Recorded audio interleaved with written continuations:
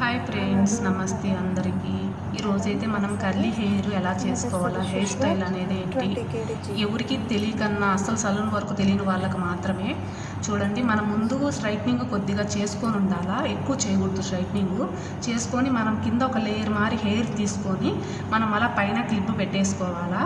చూడండి friends,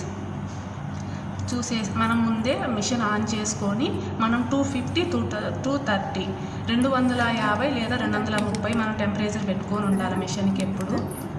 okay friends, తర్వాత వచ్చేసి మనం ఇలా ఒక కొద్దిగా హెయిర్ తీసుకొని లేయర్గా మెల్లిగా మన చేతిలోకి తీసుకొని వదిలేయాలి. అప్పుడు మనకు కర్లీ అనేది ఉంటుంది. చూడండి, 1 by 1 మనకు కొందరికైతే హెయిర్ థిక్గా ఉంటాయి, కొందరికి పతలాగా ఉంటాయి హెయిర్. దాన్ని బట్టి చూసుకొని మనం చేసుకోవచ్చు. ఒక్క సెకండ్ అలానే ఉంచాలి, ఎందుకంటే కొంచెం కర్లీ నిలబడుతుంది అన్నమాట మనకి.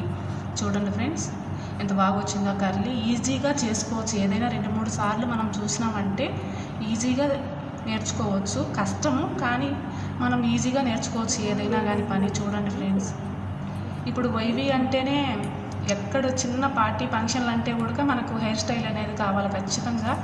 ఏ కంట్రీస్ వాళ్ళైనా మన ఇండియన్స్ కూడా ఇప్పుడు ఎక్కువ చేయించుకుంటారు. మనకంటూ ప్రతి పని నేర్చుకొని ఉండాలి ఫ్రెండ్స్ సలూన్ వర్క్ అంటే. చూడండి, మనకు ముందు పార్ట్ అయితే ఇలా మనము చూడండి ఫ్రెండ్స్, మన చెయ్యి లెఫ్ట్ సైడ్ మాత్రం మనం తిప్పుతూ ఉండాలి. ఈజీగా చూడండి నేర్చుకోవచ్చు. అదర్ సైడ్లో కూడా సేమేను. మనం వెంటనే మిషన్ తీసేయకూడదు, ఒక సెకండ్ అలా పెట్టాలి హీట్ అయినాక కొంచెం హెయిర్. చూడండి ఫ్రెండ్స్, మనకైతే ఎంత బాగా హెయిర్ స్టైల్ వచ్చిందో, ఎంత బాగుందంటే అదే పనిగా మిషన్ తెప్పించి మరి మీకు నా ఫ్రెండ్కి చేసి మరీ చూపిస్తాను ఫ్రెండ్స్. ఎందుకంటే మీరు కొన్ని చూడాలా, తెలుసుకోవాలా సలూన్ పని అనేసి. Thank you.